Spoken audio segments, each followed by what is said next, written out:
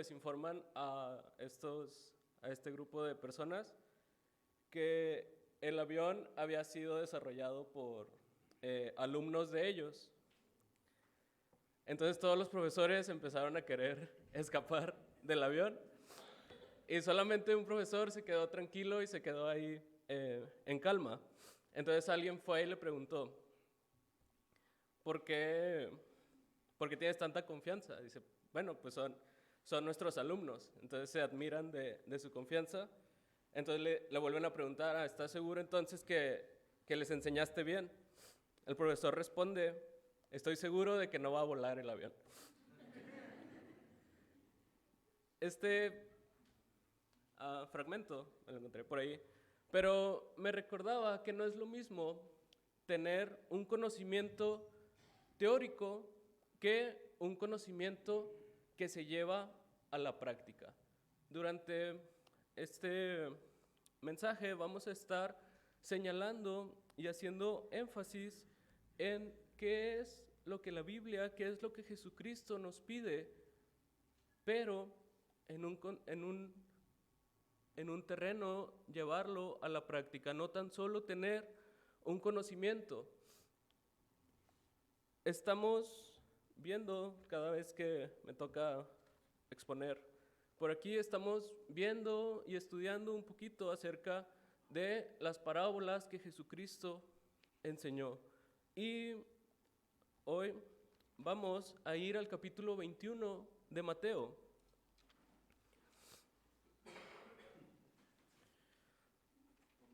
Y para asustarlos les diría que vamos a ver todo el capítulo 21 de Mateo y un poquito más, pero solamente son 2 parábolas las que se mencionan en Mateo, así que vamos a hacer énfasis en estas 2. El capítulo 21 de Mateo nos acerca a los últimos días, a los últimos momentos que Jesucristo estuvo en su ministerio terrenal aquí en la tierra. Algunos mencionan que es la última semana y pues por el contexto histórico pues puede que es cierto, ya que aquí comienza con la entrada triunfal, por ahí se acerca el tiempo de la Pascua y los momentos en los que van a apresar a Jesucristo, a medio enjuiciarlo y posteriormente sentenciarlo a la muerte. Historia y pasajes conocidos por nosotros. Y antes de llegar a las parábolas que vamos a observar, por ahí en sus Biblias vienen 4 momentos, 4 escenas que nos van preparando para las parábolas que vamos a ver hoy. A grandes rasgos es Jesús entrando a la ciudad y siendo recibido como un rey, pero con la característica de que viene como un rey de paz. Tal vez el pueblo de Israel esperaba un guerrero, un libertador, un personaje que fuera fuerte, que entrara con un ejército y los liberara del pueblo romano que los tenía hasta cierto punto como esclavos, y ellos querían ser libres. Entonces lo que ellos querían, la generalidad del pueblo, era un libertador. Sin embargo, Jesucristo entra en un asna, en un pollino, dice por ahí, que es una asna pequeña, y no es tanto el hecho de que haya entrado, sino lo que representaba, que era una señal de que él no venía en son de guerra, en son de liberación, sino como un símbolo de que él, su plan era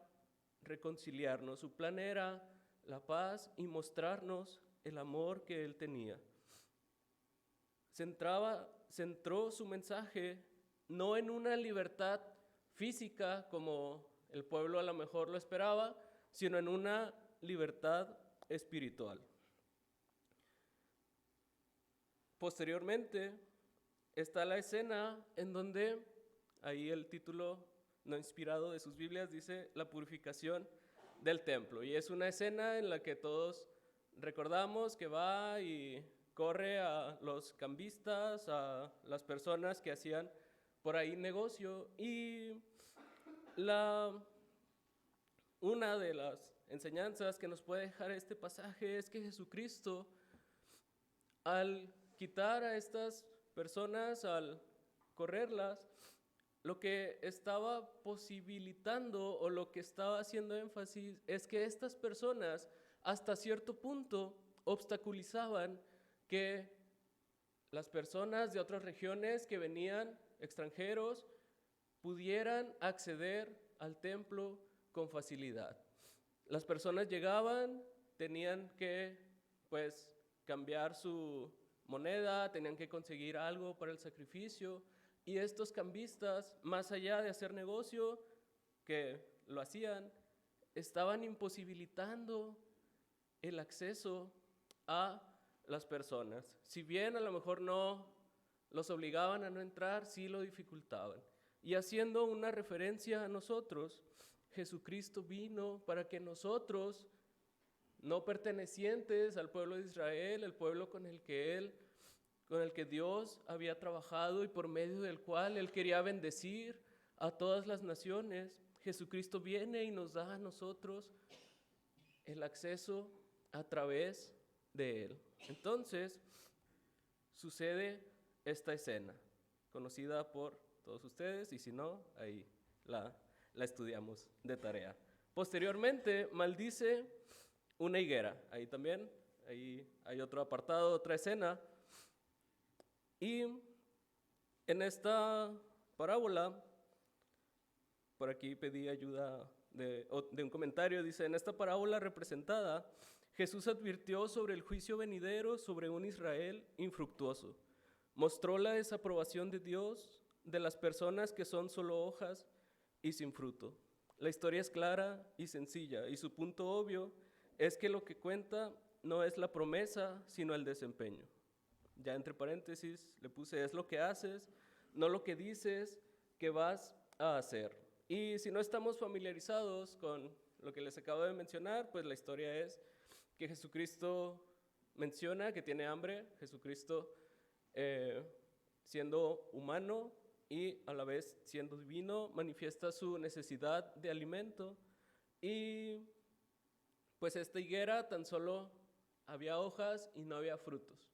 Y haciendo la analogía, menciona que era una referencia a que el pueblo de Israel no estaba aprovechando las bendiciones y la oportunidad que Dios le había dado al ser el pueblo escogido. Y hasta este punto estaban rechazando la obra de Jesucristo. Entonces llegamos ahora sí a la antesala, ya casi llegamos a la parábola, y viene una última escena. Los sacerdotes, los fariseos, la gente importante del pueblo de Israel, viene con Jesucristo y le dice que qué autoridad tiene Él para estar liderando al pueblo, para estar enseñando, para estar haciendo lo que hace. Entonces Jesucristo, al reconocer e identificar que tan solo querían ellos tenderle una trampa, como si se pudiera, les responde con la pregunta acerca de Juan el Bautista.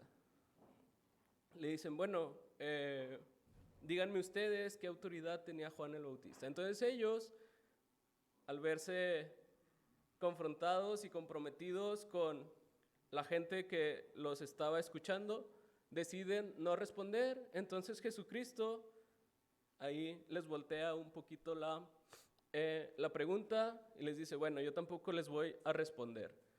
Y esto nos lleva y nos pone en contexto de que hasta este punto Jesucristo pues no estaba siendo una persona muy grata para la cúpula religiosa, para las autoridades, para los que hasta cierto punto gobernaban en lo espiritual o en lo moral o en la influencia al pueblo de Israel. Entonces Jesucristo hasta este punto está, digamos que si existiera el FBI de Israel, estaba como entre los más buscados, estaba ahí como alta prioridad, tal vez incluso había recompensa y pues ya Judas le estaba echando el ojo a este punto.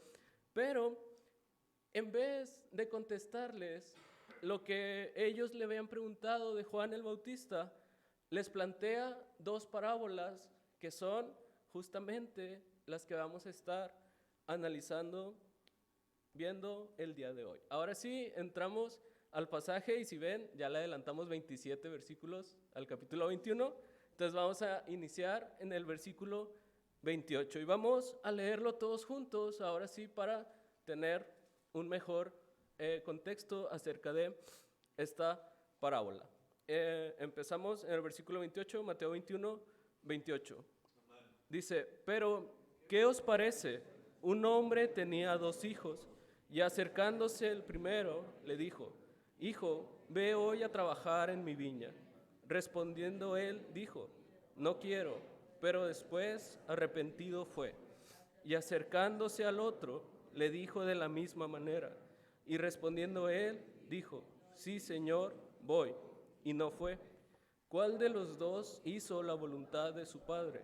Dijeron ellos, el primero. Jesús les dijo, de cierto os digo que los publicanos y las rameras van delante de vosotros al reino de Dios. Porque vino a vosotros Juan en camino de justicia y no le creísteis.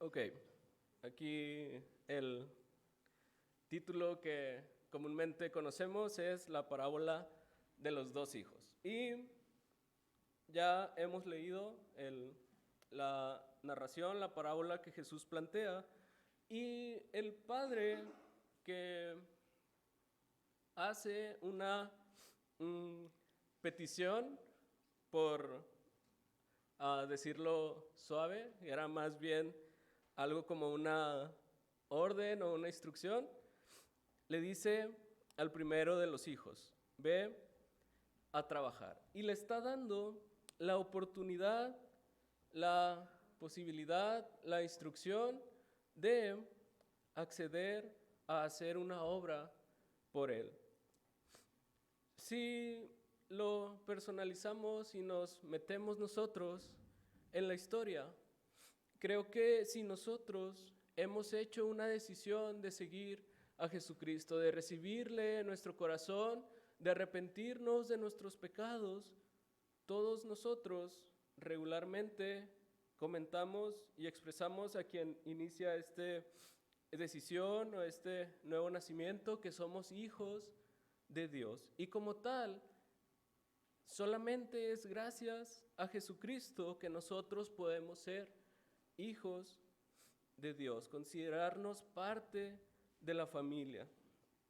Y nosotros tenemos la oportunidad de colaborar con Dios, con nuestro Padre, en la obra que Él quiere realizar en nuestro entorno. Un aspecto principal de cualquier obra que Dios quiere en nosotros, en nuestra vida, en nuestra familia, en nuestra comunidad, en nuestra iglesia, es que Él quiere, y voy a citar 1 Mateo 4, que Él quiere que todos los hombres sean salvos y vengan al conocimiento de la verdad. Entonces, no podemos nosotros escudarnos en que no sabemos qué es lo que Dios quiere para nuestra vida y para nuestro entorno y para las personas que nos rodean. Dios quiere que todos los hombres sean salvos. Y nosotros tenemos, al ser hijos de Dios, la oportunidad de colaborar en esto. La iglesia nos da diversas oportunidades en las reuniones, en el evangelismo, en la visitación, en los clubes, en toda actividad que la iglesia tiene, tenemos el fin último de que más personas conozcan del amor de Jesucristo, conozcan del amor de Dios, y que esto dé la gloria tan solo a Él. Y aún más allá de la iglesia, cada uno de nosotros en nuestra vida diaria tiene la oportunidad de llevar y reflejar lo que estamos aprendiendo y lo que la iglesia, a través de las actividades, a través del pastor, a través de los hermanos que pasan y predican, a través de los maestros, a través de nuestros hermanos, lo que aprendemos, llevarlo a nuestra vida diaria y reflejar a Jesucristo. Es como si el Padre viniera y te dijera: ve a trabajar en mi viña, ve a trabajar en el campo que yo te he dado la oportunidad de estar, y reflejar lo que estás aprendiendo, lo que estás obteniendo en la iglesia, lo que estás obteniendo en tu estudio en la palabra, lo que estás obteniendo en cada actividad que tú realizas. Ve y hazlo. Pero entonces se le plantea esta instrucción a los dos hijos. Y para no hacerla muy larga, uno dice que sí va y no va. Otro dice que no y sí termina yendo. Y nos lleva esto a reflexionar y a hacer una distinción de que no es lo mismo lo que nosotros decimos que lo que nosotros hacemos. De nada nos sirve que nosotros vivamos una vida de solo conocimiento, de tener las respuestas correctas, de tener las respuestas adecuadas, de tener una teología adecuada, de tener una sana doctrina, de tener un estudio sistemático de no sé qué tanto, si nosotros tenemos todo eso correcto. ¿Por qué? ¿Cuál era la respuesta correcta que el padre deseaba? Pues una respuesta afirmativa, que le dije: pues sí, voy a ir. Sin embargo, el hijo que le dice que sí, no acompaña su respuesta con la acción. Y a la inversa, quien dice que no lo va a hacer, va y lo hace. Y no es una invitación a que a cada cosa que nos digan respondamos con un no lo voy a hacer, y después te sorprendo y si lo hago, ¿no? Es una invitación a que lo que Dios nos está pidiendo respondamos afirmativamente y acompañemos esa respuesta con nuestras acciones.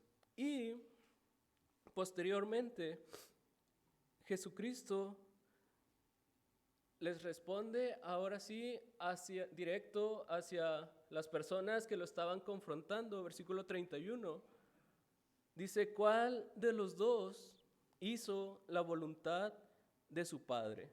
Dijeron ellos: el primero, el que había dicho que no, y posteriormente les dice que sí. Jesús les dice: de cierto os digo que los publicanos y las rameras van delante de vosotros al reino de Dios.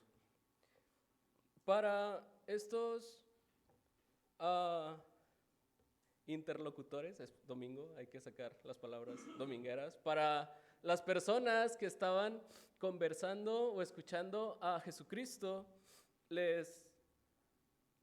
los publicanos y las rameras eran considerados los pecadores más extremos, los pecadores que no tenían merecimiento a la gracia de Dios, a la misericordia, al perdón de sus pecados. Sin embargo, Jesucristo les dice: ellos están primero en el camino hacia el reino de Dios que ustedes. Entonces, no porque fueran pecadores, sino porque cuando nosotros reconocemos nuestra condición de pecado, cuando nosotros reconocemos que no tenemos mérito alguno por el cual nosotros acceder a la gracia, a la misericordia, al perdón de nuestros pecados, y reconocemos que es a través de Jesucristo,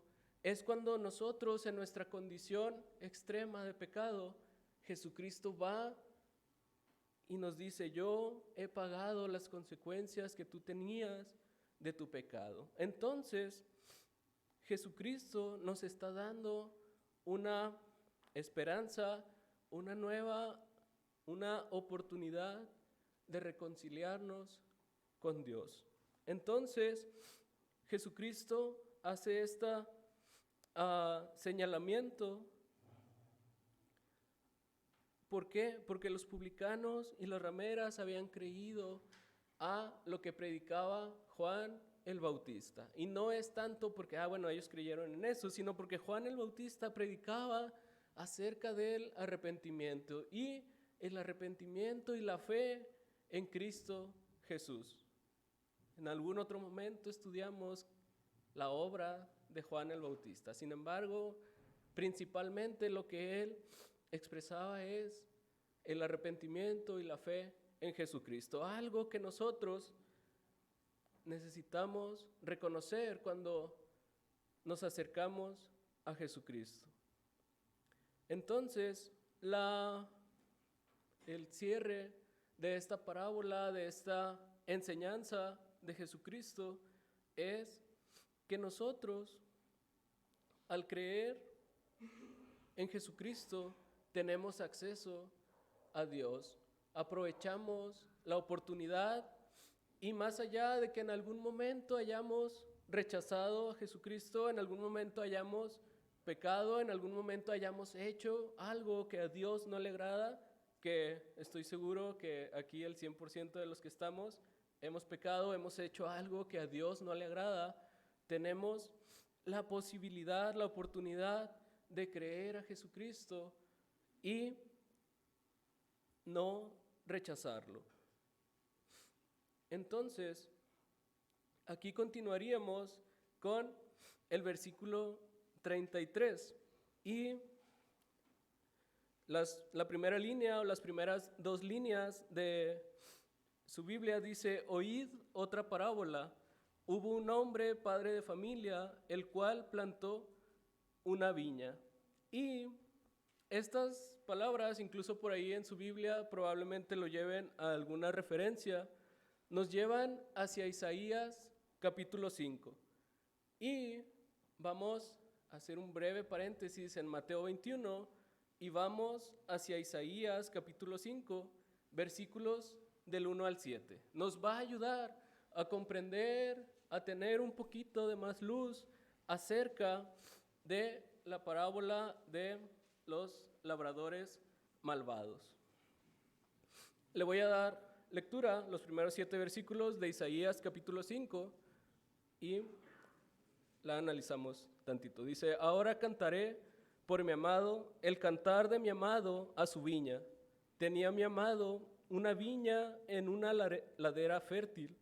La había cercado y despedregado y plantado de vides escogidas. Había edificado en medio de ella una torre y hecho también en ella un lagar, y esperaba que diese uvas, y dio uvas silvestres. Ahora pues, vecinos de Jerusalén y varones de Judá, juzgad ahora entre mí y mi viña. ¿Qué más se podía hacer a mi viña que yo no haya hecho en ella? ¿Cómo, esperando que yo diese uvas, ha dado uvas silvestres? Os mostraré pues ahora lo que haré yo a mi viña. Le quitaré su vallado y será consumida. Aportillaré su cerca y será hollada. Haré que quede desierta, no será podada ni cavada, y crecerán el cardo y los espinos. Y aún a las nubes mandaré que no derramen lluvia sobre ella. Ciertamente la viña de Jehová de los ejércitos es la casa de Israel, y los hombres de Judá, planta deliciosa suya. Esperaba juicio, y he aquí vileza, justicia, y he aquí clamor. Y es hasta cierto punto, a lo mejor yo porque ya la leí 2, 3 veces, hasta cierto punto clara y específica, señalando que el Padre tiene una viña amada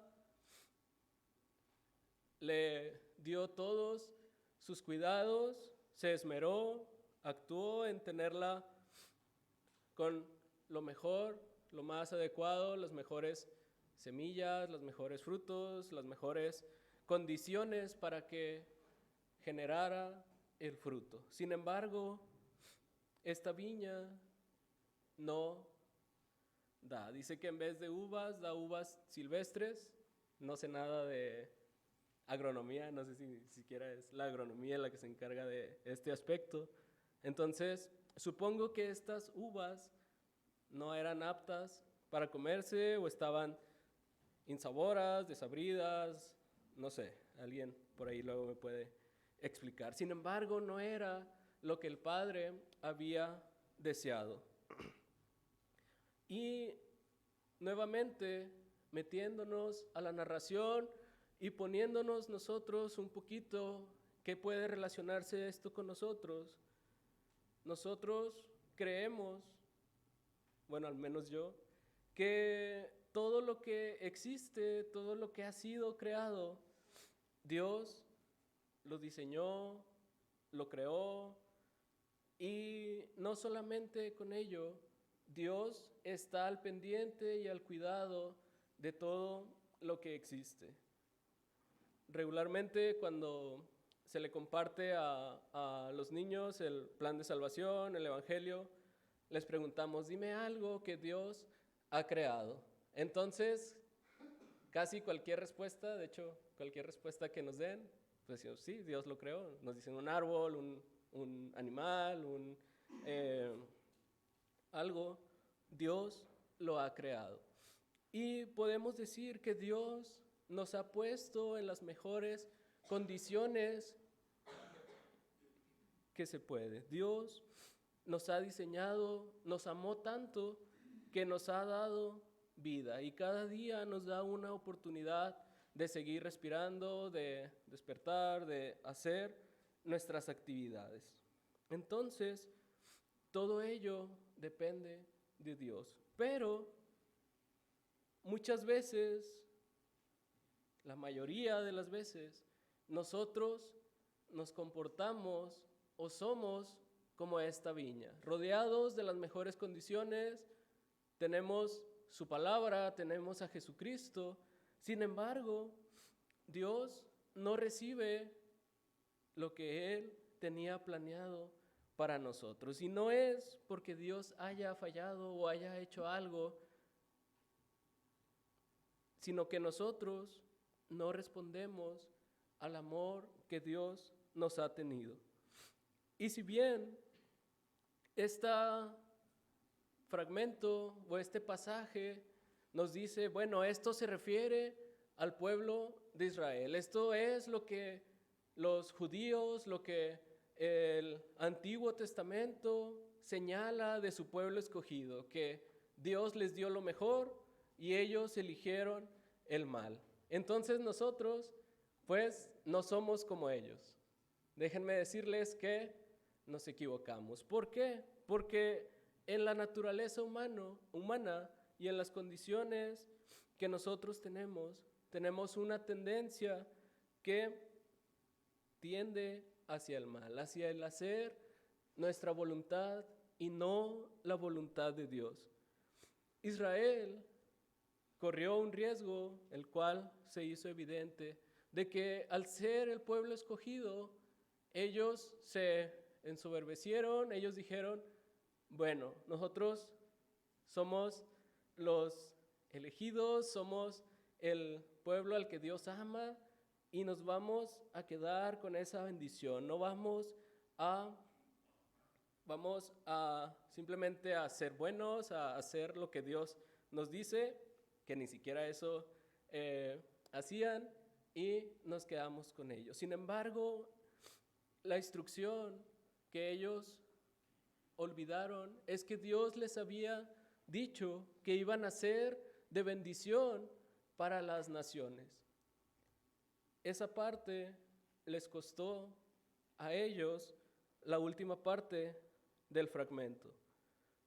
Dice versículo 5 ahí de Isaías capítulo 5, os mostraré pues ahora lo que haré yo a mi viña, le quitaré su vallado y será consumida, aportillaré su cerca y será hollada. Haré que quede desierta, no será podada ni cavada, y crecerán el cardo y los espinos. Y aún a las nubes mandaré que no derramen lluvia sobre ella. Ciertamente la viña de Jehová de los ejércitos es la casa de Israel, y los hombres de Judá, planta deliciosa suya. Esperaba juicio, y he aquí vileza, justicia, y he aquí clamor. Cuando nosotros dejamos de hacer lo que Dios nos pide, nosotros tenemos el riesgo, corremos el mismo riesgo de acarrear consecuencias negativas hacia nuestras acciones. Si nosotros seguimos nuestro consejo, si nosotros nos hacemos sabios a nosotros mismos, si nosotros decidimos seguir nuestra voluntad antes que la voluntad de Dios, antes que lo que nos ha dejado en su palabra, corremos el riesgo y no sé qué sería algo diferente a riesgo, algo como que por consecuencia lógica de nuestros actos, vamos a tener lo que nosotros mismos sembramos. Entonces, el riesgo que tenía y tuvo el pueblo de Israel es de lo que se nos está advirtiendo. No sé dónde escuché una definición de una persona sabia, a lo mejor no es una definición, sino una característica de una persona sabia, es que aprende de lo que le suceden a otras personas.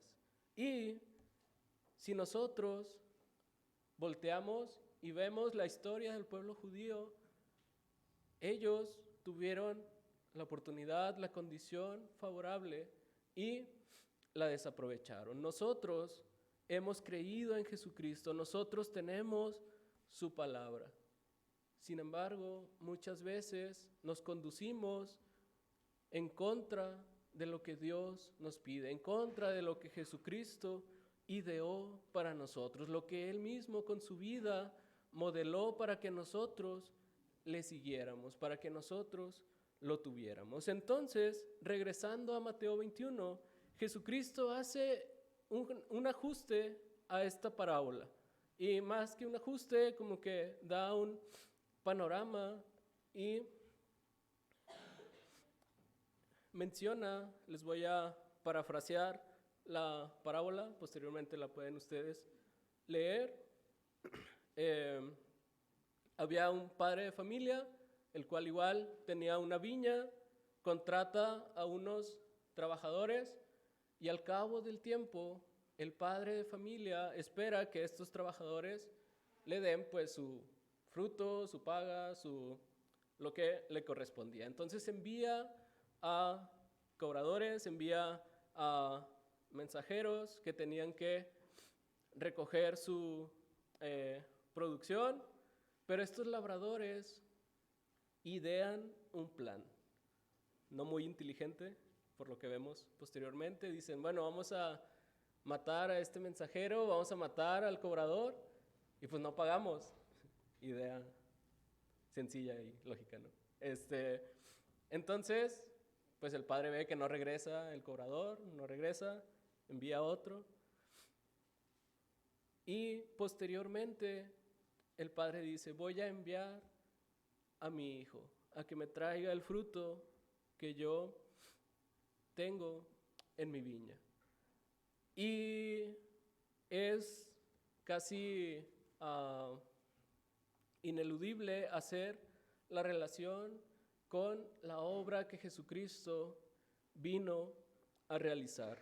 Y nosotros, más allá de que probablemente el contexto y la parábola está dirigida a los principales sacerdotes del pueblo judío, al pueblo judío en este contexto, es inevitable que nosotros nos pongamos en la posición de los labradores y digamos, en algún momento he rechazado a Jesucristo, en algún momento el Hijo que envió Dios, siendo Dios mismo, Jesucristo, yo mismo he decidido no atenderlo, no hacerle caso y apropiarme de las condiciones favorables que Dios me ha dado, de apropiarme de algo que no es mío. Nosotros, si seguimos con el contexto de los trabajadores, decíamos que teníamos esta oportunidad de trabajar, de hacer, de vivir nuestra vida con una perspectiva de hacer la voluntad de Dios. Sin embargo, en muchas ocasiones nosotros decidimos hacer lo que nosotros queramos, alejarnos de lo que Dios planteó en su palabra para nosotros. Entonces, estos trabajadores se apropian de su viña, nosotros nos apropiamos de nuestra vida y decimos, no necesito a Jesucristo, no necesito de el Padre, no necesito de Dios que me ha dado todo lo que tengo, todo lo que he obtenido, Dios me lo ha proporcionado, me olvido de ello. Entonces me quiero apropiar de ello. Y nosotros, como lo veíamos en los puntos anteriores, no somos agradecidos, no somos recíprocos con lo que Dios nos ha dado. Posteriormente, en versículo 42, Jesucristo, refiriéndose a los sacerdotes, a los escribas, a los fariseos, que en una característica de ellos es que eran conocedores de las Escrituras, sabios, muchos conocían de memoria los principales libros del Antiguo Testamento, ellos lo conocían como la ley de Moisés, para no meterme en hebreo, pero ellos en su característica era que eran estudiosos y conocedores de la palabra. Y vean la ironía que Jesucristo en el versículo 42 les dijo, ¿nunca leísteis en las Escrituras? Y en una pregunta un poco más como retórica, y nos lleva a un versículo que leímos hace ratito en la lectura, Salmo 118, 22, aquí mismo está en Mateo 21, 42, para no movernos, dice, la piedra que desecharon los edificadores ha venido a ser cabeza del ángulo. El Señor ha hecho esto y es cosa maravillosa a nuestros ojos. Y hace rato en la clase veíamos la importancia de conocer nuestra palabra, la importancia de conocer la Biblia para compartir, para enseñar, pero también hacíamos el señalamiento de que no porque tengamos tanto conocimiento, no porque nos sepamos de memoria los versículos, diría capítulos o libros, pero mejor lo dejo en versículos, no porque la sepamos de memoria, vamos a tener una buena aplicación de lo que hacemos. Regresamos nuevamente al principio, no porque tengamos la mejor teoría, no porque tengamos las mejores respuestas, no porque aquí digamos o elaboremos discursos muy armados o muy bonitos, vamos a tener una correcta aplicación. Y esto les sucedía a estos sacerdotes. Nosotros, tal vez por el contexto, tal vez por la revelación del Espíritu Santo, tal vez porque lo hemos escuchado en algún otro lugar, sabemos a qué piedra y a qué cabeza del ángulo se está refiriendo este pasaje. Dice, la piedra que desecharon los edificadores ha venido a ser cabeza del ángulo.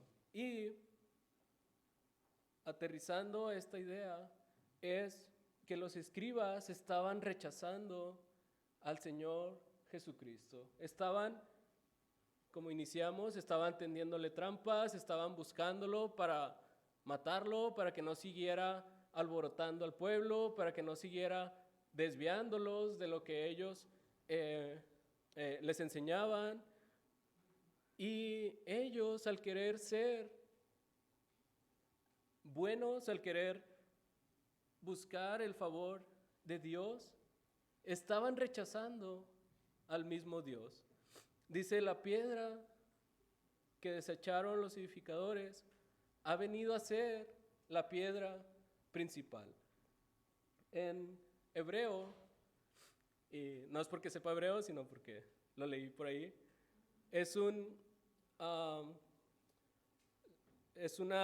a lo mejor, como un juego de palabras que podemos recordar. Por ahí los jóvenes, creo que eran, nos daban el versículo de Ebenezer. Solo me acordé de eso, no me acordé de todo el versículo. Pero Eben significa piedra. En ese contexto, Ebenezer es piedra de la ayuda. ¿Por qué? Porque hasta aquí nos ayudó Jehová. Y en este pasaje dice: ustedes rechazaron a Eben, rechazaron la piedra. Y en el hebreo, hijo o descendiente es Ben. Entonces les dice: ustedes rechazaron a Ben, pero ha venido a ser Ben. Dios, Jesucristo, Hijo de Dios, es Dios y es digno de no ser rechazado. Nosotros, con nuestras acciones, con nuestras actitudes, acciones, pensamientos, muchas veces lo dejamos a un lado, tal y como los judíos, los sacerdotes, los escribas lo hicieron. Y justamente es todo este mensaje, todo este tiempo que hemos estado meditando, es una invitación y un reto a comprometernos a actuar conforme a lo que decimos nosotros ser. Jesucristo nos pide que le sigamos, que le reconozcamos como el Mesías, que no seamos como los sacerdotes y fariseos que vivían tan solo de vender humo. Vender humo es una expresión muy usada ahí por gente que simplemente se la pasa estafando, se la pasa ahí vendiendo humo, se la pasa ahí diciendo o queriendo exponer algo mucho más grande de lo que son. Decían y no hacían. Jesucristo quiere que nosotros le sigamos, pero no con la mente, sino con nuestros pies, con nuestras manos, con nuestro corazón, y entendiendo corazón como aquello que nos mueve a actuar, aquello que le da vida a nuestro ser, a nuestras acciones, a nuestras decisiones, con el fin de reflejar a Jesucristo en nuestras vidas, de reflejarlo en cada área de nosotros, en cada contexto en el que nosotros nos movamos, en cada entorno en el que nosotros tengamos influencia, en cada actividad que tengamos en la iglesia, en cada reunión, que Jesucristo sea esa piedra principal sobre la cual nosotros nos estamos siendo guiados, sobre la cual nosotros nos basamos, sobre la cual nosotros decidimos tener nuestra vida. Que nosotros reconozcamos que sin Dios nosotros no tenemos nada y que nosotros necesitamos a Jesucristo para no quedarnos tan solo en el conocimiento, tan solo en el estar aquí, pero no hacer nada. Vamos a orar y en la oración les voy a hacer 2 invitaciones, así que vamos a orar, pero no nos desconectemos, no lo aprovechemos para solamente cerrar nuestros ojos. Vamos a orar. Padre Santo, gracias por Jesucristo. Gracias porque tú nos has dado las mejores condiciones para nosotros. Gracias porque tú nos amaste tanto que decidiste venir a pesar de que nosotros constantemente te rechazamos. Así como estamos, son dos invitaciones muy directas. La primera, quiero invitarte a que si en algún momento has decidido rechazar a Jesucristo, decidas en este momento reconocerle como tu Salvador, reconocerle, creer en Él y a partir de hoy empezar a vivir tu vida conforme a lo que Jesucristo enseña en su palabra. Haz una oración ahí contigo.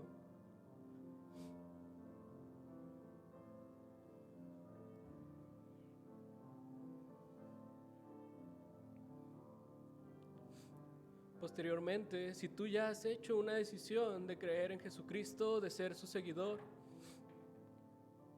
¿por qué no tomas una decisión de seguirle, de actuar conforme a lo que Él quiere para tu vida?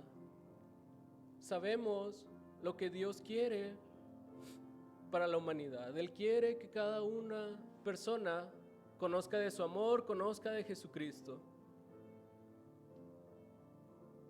Puedes ponerte este propósito de esta semana, hacer algo para que esto se pueda cumplir. Si tú el día de hoy o en estos días has aprendido, reconocido en la Biblia algo que Dios te está pidiendo, ponerlo por obra y actuar. No dejarlo tan solo en tu mente, no dejarlo tan solo ahí en el papel, sino llevarlo a la acción.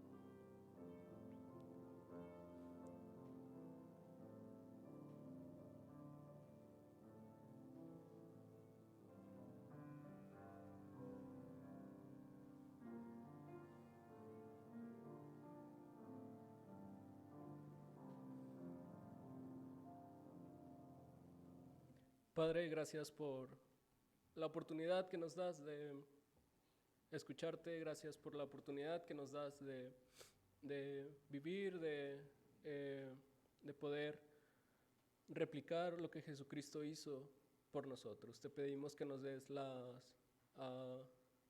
fuerza, la disposición de poder hacer lo que tú nos pides en tu palabra.